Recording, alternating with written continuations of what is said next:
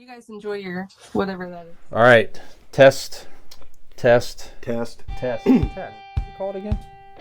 Convincing idiots. Convincing idiots. Called it ham gravy. I informed them that I sided with the stat man, not just anyone's opinion, the stat man Brian Fisher. These kids today. Jingle All the Way is in fact the best Christmas movie of all time. I need to get Grandma a present, and my herpes is flaring up. I got it. Mm-hmm. Yo, yo, yo. I'm the millennial We're Santa. three friends representing three different generations. That's our whole shtick. That's our thing. Mm-hmm. Nick got the whole poop. Mm-hmm. I'm standing in the sea Awesome. breeze, holding a turd, just mightily. I'm just going hitting hats. Anyway, on a lighter note, 3, 2. And here we go. Section 3. Two balloons. We are ready and excited about doing this main topic. Brian, we had it on the board for a while, but a little bit of different way it was said.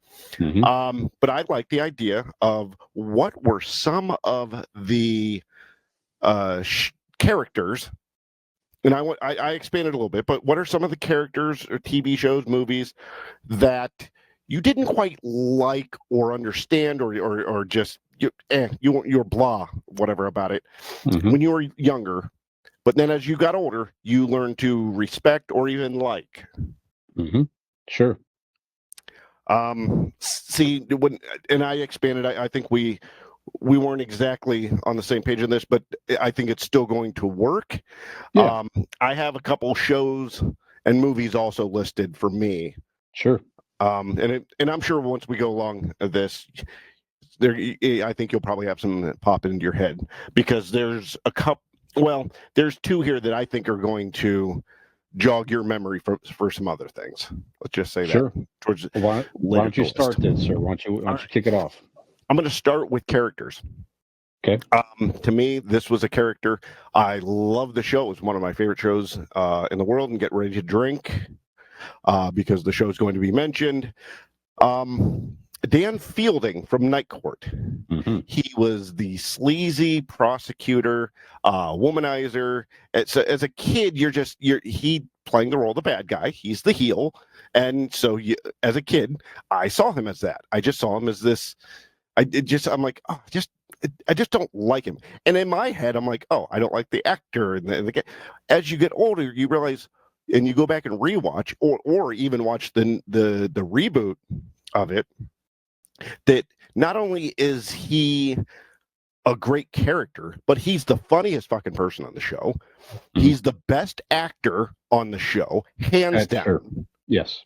Because all of them were, I mean, I'm sure the whole cast of Night Court was fantastic, but John Larroquette deserved every fucking Emmy he got for that show. And as an adult, you watch that and go, no, I completely get it. It's kind of like wrestling. When you watch the heels when you're little and go, boo, then you go back and watch and go, oh no, that they're really good at their job. Mm-hmm. And John Larroquette, Dan Fielding, on Night Court is my first on my list. That's a good one. Yeah. One character as a kid, no surprise, I got a couple Star Wars related characters in here, but one character as a kid in the original Star Wars movie, I just didn't get it. I know who you're going to say. Like who is this guy? What's the purpose? He's getting in the way of Darth Vader. I don't get it.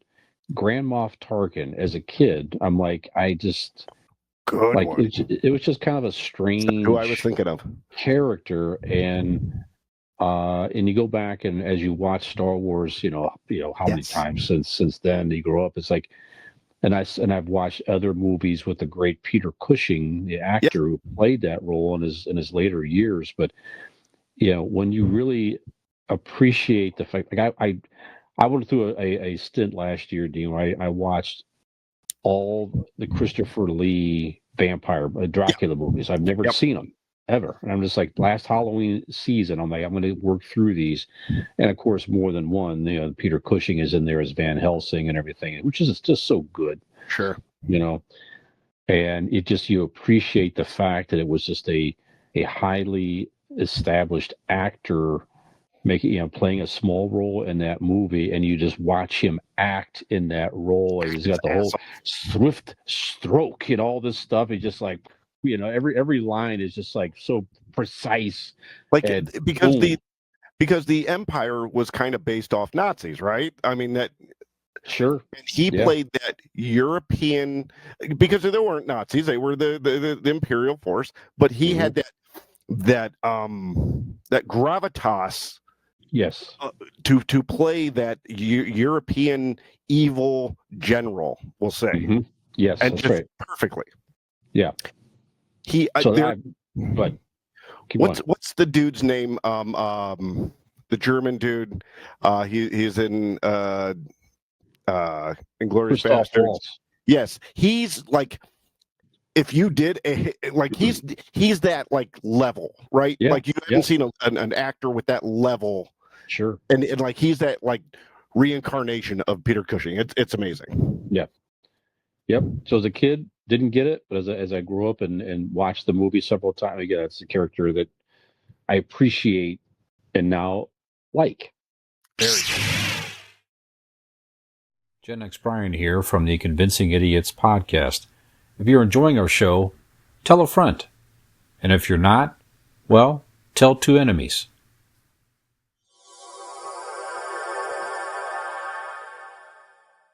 Yeah. Very good. Who else you got? All right. So mine's gonna pale in comparison with that one, man. I went simple, man.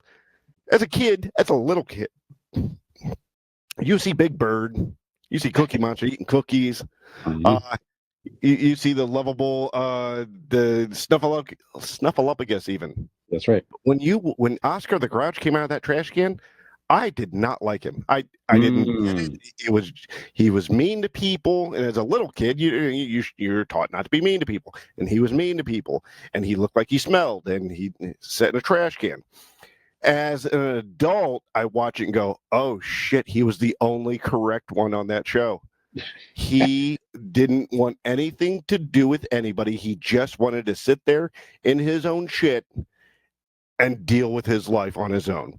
And as an adult, you go, fuck, I get it. He's playing the role of the adult. I now understand. He's grumpy. Nobody knows why he's grumpy. Nobody knows why mom and dad's grumpy. He was playing the adult perfectly. So, Oscar the Grouch. That's a good one. I'll give you my other Star Wars one. It's this is from the sequel, Empire Strikes Back. As a kid, thinking, man, this guy is such a weasel.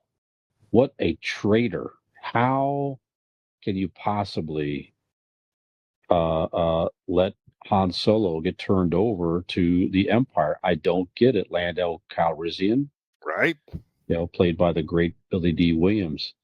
Now, certainly the character has a good arc, and he does redeem himself in that movie. Story. And then, certainly, like, he had really no choice. I mean, he was correct the whole time. And that's what let all his other people get killed for this one guy. That's right. And that's what I had to learn to appreciate as I watched the movie and grew up a little bit there. Where, I mean, even though I understood certainly in the movie he does turn and he does try to help save them and everything like that. If he didn't turn, they all would have been captured by the Empire and everything else. I mean, I get it, right? So you even understood that as a kid, but man, it was such an anger there originally toward him. I mean, that was part of the story on purpose. Yep. You know, but I just didn't get. But again, like, you're right. Now, as you go back and look at it, he really was trying to be a good leader of his people and try to, sacrifice a one or two to save many, right? So then once, of course, he learned that they were going to take over anyway. Let's face it, wasn't the Pope. I mean, that's right. He'd done some shit. Yeah, he was hitting on Leia and stuff. It's just like, No, man, that's kind of a I'm slime. talking about Han Solo. Let's face it, Oh, Han that's Solo true. That's wasn't true. a saint. I mean, he was a smuggler. He was he was doing illegal shit until Yep. you met him Yep. in New Hope. So That's right. All right, so Lando. Lando Calrissian, I like Yeah. it. Yeah. All right, I'm gonna go TV show, right? Mm-hmm. Um, Sure. And this show was, I'd seen reruns. I think it was off the air by the time I was born, but I saw reruns when I was younger, and all the clips I showed when I was younger. I didn't quite get it. It was from the 70s, and people looked 70s looking, and I just didn't get it, no matter what they were trying to do. But I was in Boston 2 years ago, Mm-hmm. and there was no cable. They just had this weird whatever brand TV, their network, and you could find and I just flipped on the Carol Burnett show. Oh, okay. I'm like, okay, fine, whatever. And I start watching it, laughing my ass off. Megan's asleep, and I'm trying not to wake her up. And I'm like, how did I not get this as a kid? Like, all of them were just comedic geniuses. The timing of them, the skits still work today. And as of now, there's nothing I enjoy more now than going down a YouTube or Instagram rabbit hole, watching the bloopers of Harvey Korman, Tim Conway, just breaking each other up. And like, if you look up bloopers of the Carol Burnett show, you will go on, because there's so many of them. It's just a delight. Like, there's nothing that makes me smile more than watching those two work with each other. Yeah. So the Carol Burnett show, I was wrong. I say I'm wrong. It is fantastic. Very good. Excellent. Never really watched it. I know of it, certainly. Yeah, I like yeah. the actors and everything on the show, the performers, but I'm sure it's dig out there. Yeah. You will dig it. You should yeah, you can, hell, there's YouTube channels devoted to all that stuff, like the old 70 shows. Brian, you of all people really should do some research into Carol Burnett. Okay. Yeah, I definitely will. Well, another show. I know we both enjoyed it, and it was definitely part of our households growing up here. MASH, and a character on that show. I as a kid just despised Frank Burns, played by the great Larry Linville. And absolutely, and as a kid, he's just, man, this guy's such a weasel, and he is a crybaby and a whiner. Yeah, Frank Burns eats worms. Frank Burns eats. I love that scene. Hawkeye teaching the Koreans how to speak English. But as you grow up and you think back and reflect on that character, it's like again that's another one. That was the point. The point was you were supposed to hate him. You were supposed to hate him, and he was such a good foil for Hawkeye and I guess it was Pierce back then. Trapper John. Yeah, Trapper. That's right. Yep.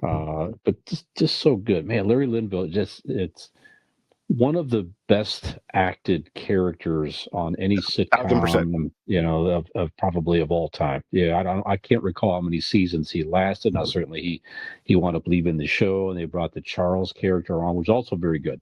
Great actor. Very good. Yeah, fantastic. Not at the same level as Frank Burns, but Frank Burns. Go ahead. What were your thoughts on Frank Burns? Let me explain to you why Frank Burns, I'll be quick, but why Frank Burns might be one of the greatest characters in television history.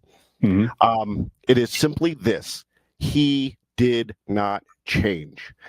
No. Look at all of these quote unquote bad guys in shows. At least have an arc to where you have to feel sympathy for them, so where you understand where they're coming from. Charles ultimately ended up having those episodes. Winchester had those episodes where you understood where he's coming from. Yep. He had those heart touching.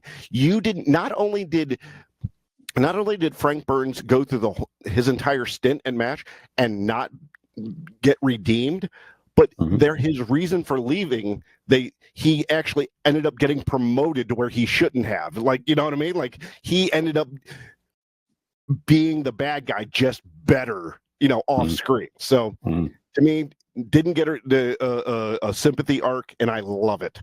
Yeah, That's the way the bad guy should be written. it's great. Great pick. I love Yeah. it, because I also, as a kid, like everybody, did not like Frank Burns, but Mhm. now he's amazing. Yep. Very good. Very Who good. else you got, sir? What's next on you? Who's next on your Um, list? Actually, I'm gonna go. I got a character involved in this too, because he was Sure. kind of the cause. But I want another TV show, Mhm. and this one, I have I remember the visceral feeling that I had when I would hear that stupid intro to this show. It was weird, and it was too 70s ish. It was a weird piano or synthesizer, what the fuck that was. But then you see Danny DeVito come around the thing. Taxi. Oh yeah. Yes. I didn't get Taxi. Judge Hurst is a fantastic. Well, I mean, it's filled with fantastic actors. Mhm. But Danny DeVito was just, Oh and he yeah. was like the main reason why I didn't like the Louis. show. Like, Louis, yeah, right? Mhm. Louis was just, Yeah.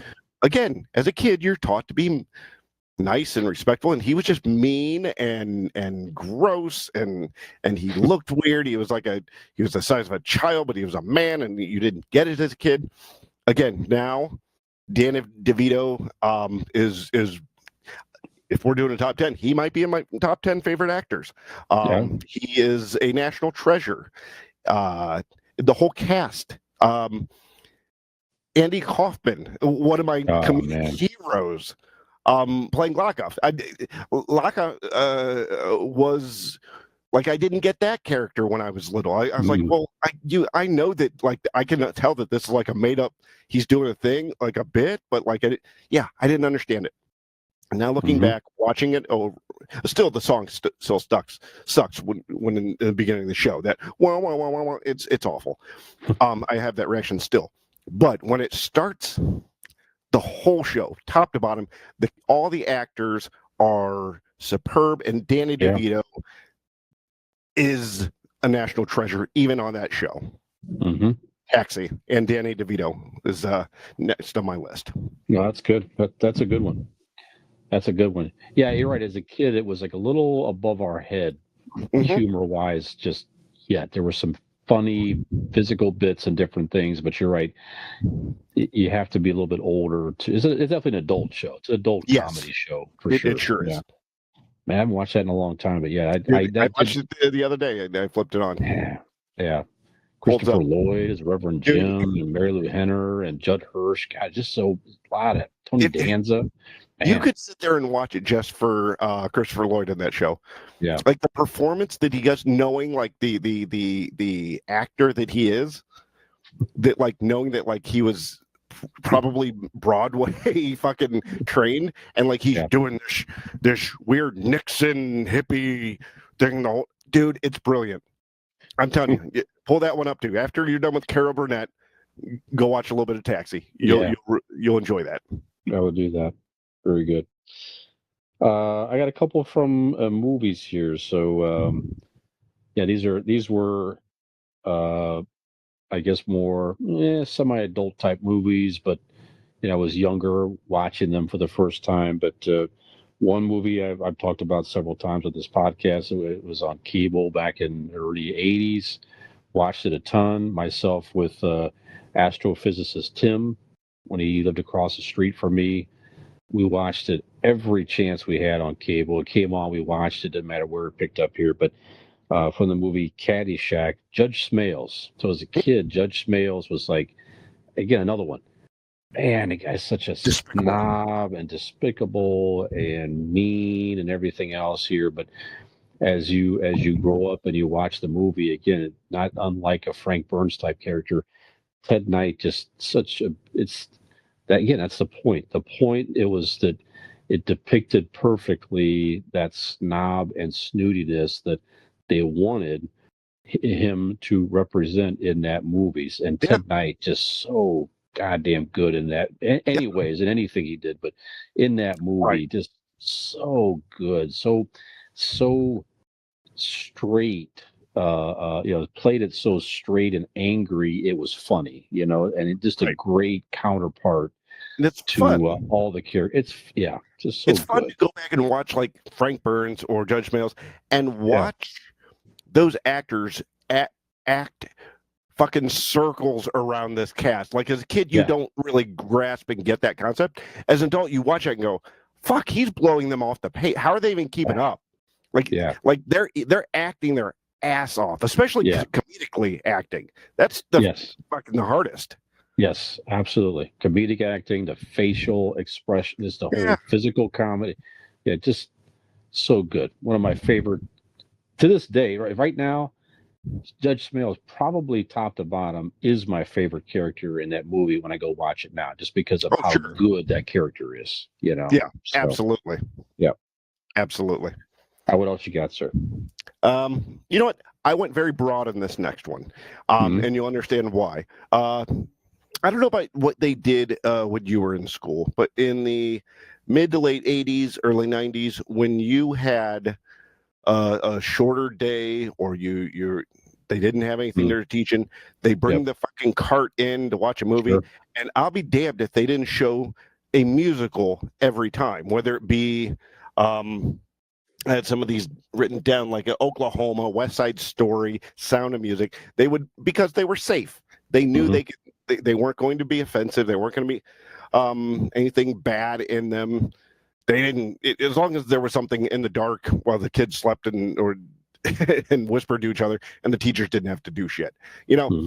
But all of these musicals throughout like the 50s, 60s, or in general musicals, I despised as a kid. The people, the singing what they were supposed to be saying, and the plots were always awful. But the older I got, I have learned to appreciate them, especially the farther back you go. Like if you get into the Frank Sinatra's and the Gene Kelly's, Bing Crosby's, right? White Christmas is a great movie. And then into West Side Stories and even today, so the musicals now, Mamma Mia, or you have like Across the Universe. Back in the early 2000s is a great movie. But I have learned to appreciate and enjoy musicals in which I did not as a child. Oh, just musicals in general. Okay. Musicals in general. There were so many because I knew I wanted one on my list. And that's when I was looking through. I'm like, fuck, I hated them all when I was a kid. So why not say musicals as a movie genre? Because I now appreciate them. So I went broad, but Oklahoma, West Side Story, Sound of Music, all of those are on that, is packed into that because we were forced upon it as kids. We'll throw it on. It's the end of we're not doing anything else. And we'll just turn the lights out, turn the Sound of Music on, and just leave it at that. And I hated it. So it's good. That's good. I'm still on the fence with a lot of that. I mean, I haven't seen a lot of those classic musicals even to this day, but I did watch White Christmas this year, and I hadn't watched it the last couple of years because again, even that movie in my head, I'm like, there's a lot of singing and it isn't really that much about Christmas. When I watched it this year, I'm like, this is a good movie. It really is a good movie. We watch it every year. Yeah, the Christmas numbers are great, but just it is definitely beautifully shot and it's very warm and it's not too much. It's the occasional song throughout the movie. It's not constant, which I like as well. That one wasn't necessarily singing your words. Like their songs were in the shows they were performing. Correct. Like they were performers in the movie. So that helped too, Yeah. A couple random songs like on a train and this and that. That was, okay. But yeah, you're right. For the most part, it was a practice, a number, or there's a physical number, the number on the stage. Yeah, the story of it too is fantastic. Yeah, where especially the beginning where they start the fucking movie with White Christmas and like all those those boys that have been at combat and you kind of get in their melancholy of war and missing home and they start the fucking movie that way. Yeah. But, White It takes Christmas the is great. song to a different. It makes you. Takes the Yes, song at it a different does. perspective. Yeah. Yep. For Now, sure. when I hear it, because I didn't see White Christmas for the first time, honestly, until within the past 5 years, because Mhm. one of Megan's favorites. So, Yeah. I'd never actually sat and watched it. I mean, I knew of it and stuff, but I never actually sat there again because I knew it was a musical and I thought I would hate it. Mhm. So there you go. Yeah, that's a good one. Another character. Yeah, and this movie was released. I was a teenager, and it's still one of my favorite movies. And it definitely is a holiday movie that makes my rotation every single year. Christmas Vacation. Frank Shirley. This is the boss of Clark Yes. Griswold, played by the Yep. great Brian Doyle Murray. Yeah.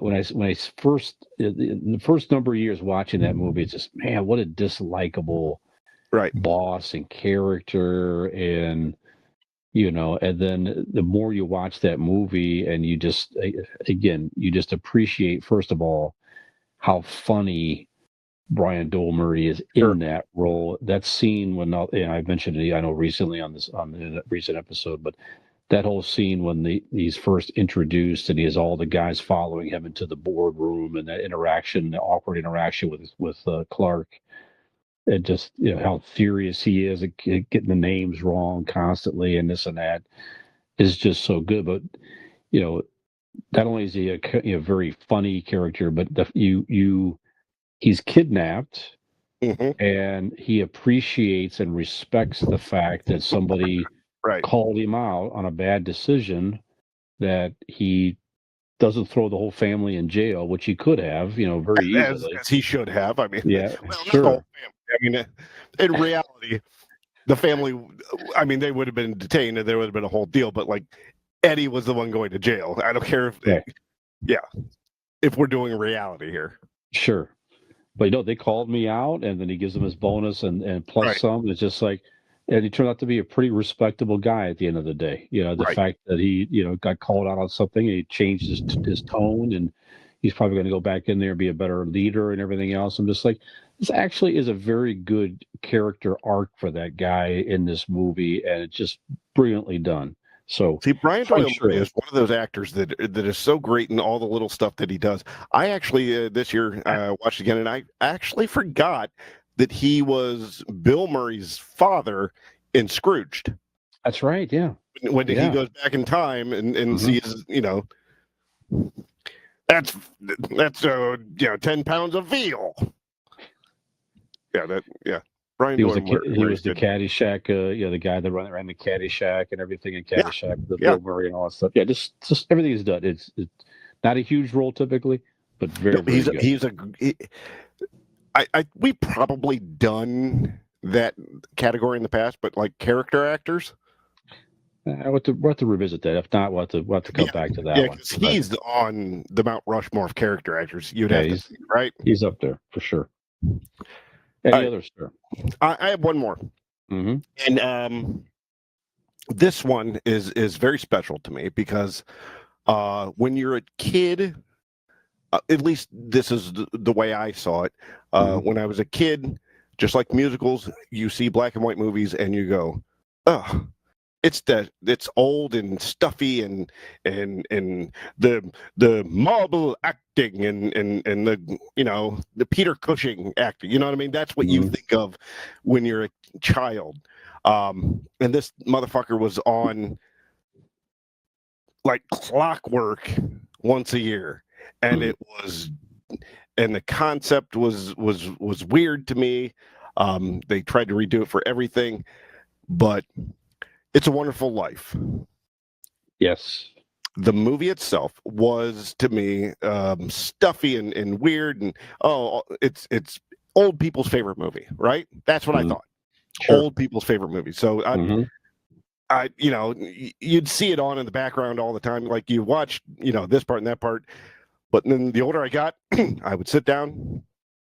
I remember, I was probably in my 30s when I sat down and for a rewatch and go, you know what? It's a classic.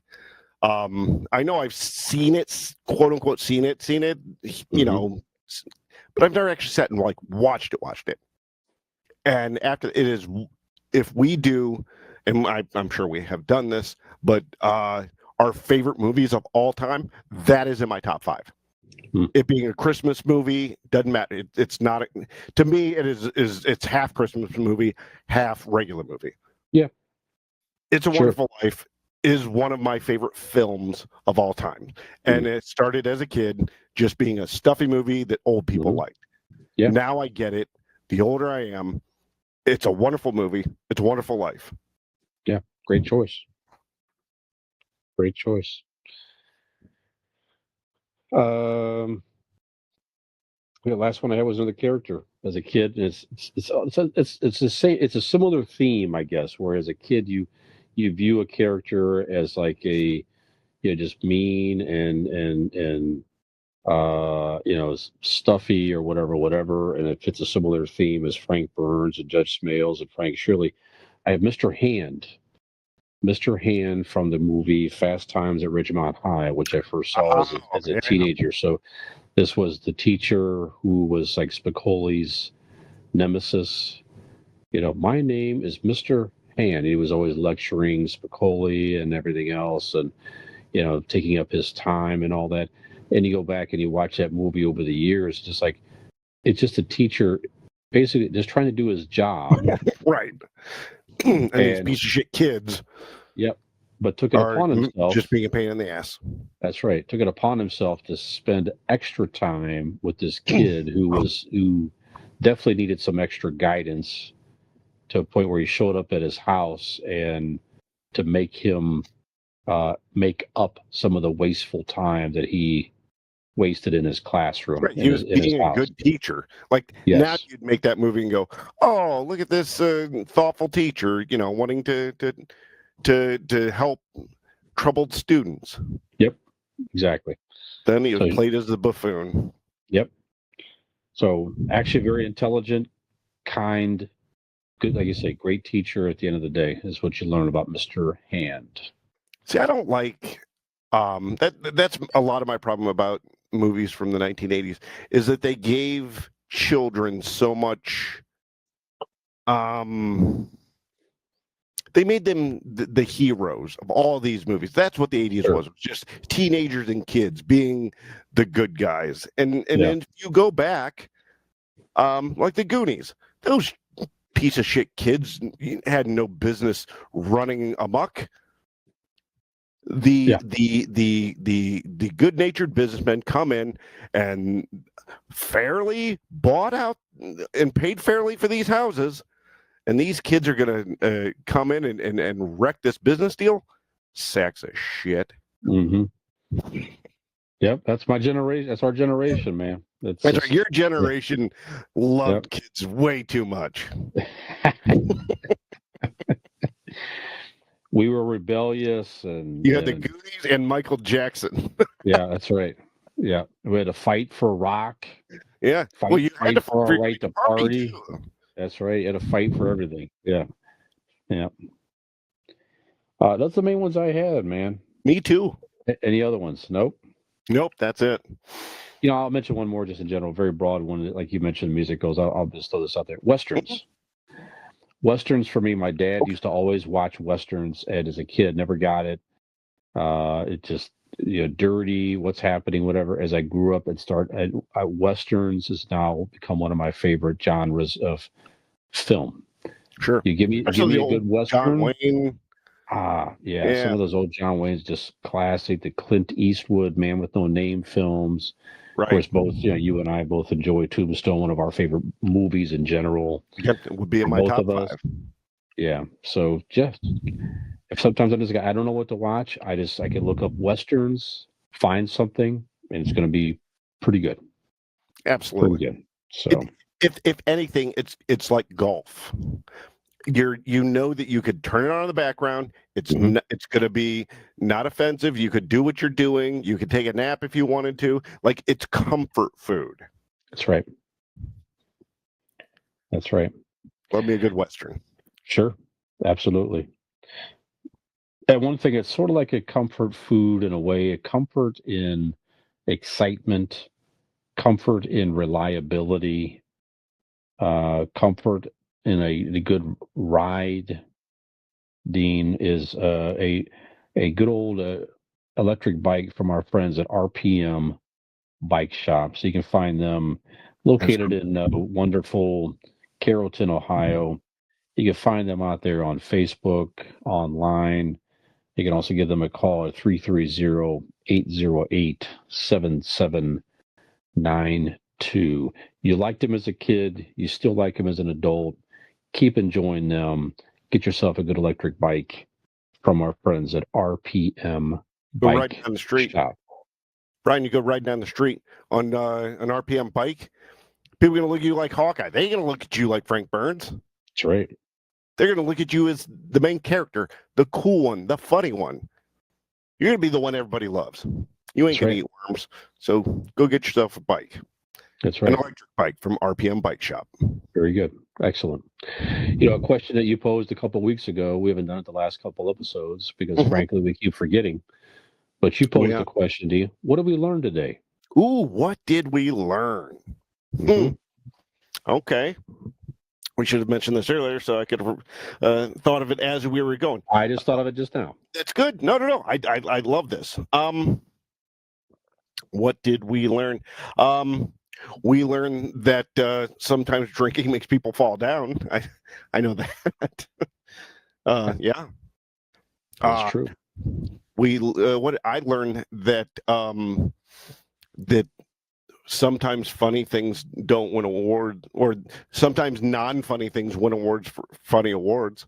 That's the thing that happens. What about you? Did you learn anything? I definitely learned, reflecting on this episode and preparing for it, that your perspectives on things definitely change as you get a little bit older and mature. How you looked at something when you were younger, definitely, not everything, but definitely can change to a level of appreciation as you get a little bit older. There you go. I learned that John Larroquette is a goddamn national treasure. That's right. That's right. And I have learned too that we're now coming to an end of another episode of Convincing Idiots, episode 223, Dean. So again, keep listening to us wherever you listen to podcasts on all major podcast platforms. Keep watching us on our YouTube channels. Find us online. Leave comments below. Whatever you're listening or watching at, leave comments below. Hit that like and subscribe button.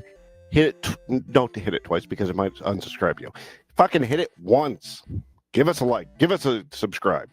That's right. That's right. Find us on our Linktree page, and Linktree Convincing Idiots, a website to convincingidiots.wordpress.com. Like, share, subscribe, all that good stuff, like Dean said. And so join us next week for yet another episode of Convincing Idiots. And have we convinced you that Frank Burns is one of the greatest characters in all of television history?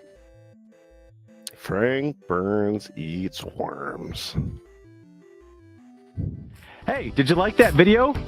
You know you did, and we know you did. So stop screwing around and go like that video, subscribe to our channel, and join us for some more.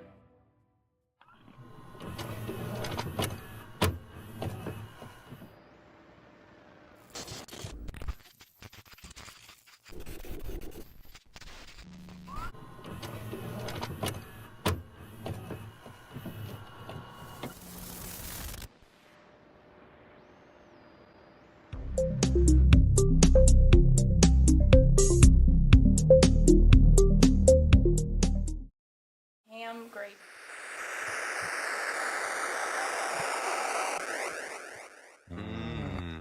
You are going to want to watch, listen to subscribe, and all of that stupid shit you're going to want to fucking do. Do it, or I'll fucking kill your cat. This week on Convincing Idiots. All right. Cut. Print. That's a promo, right? That's good. Yeah. I think that works.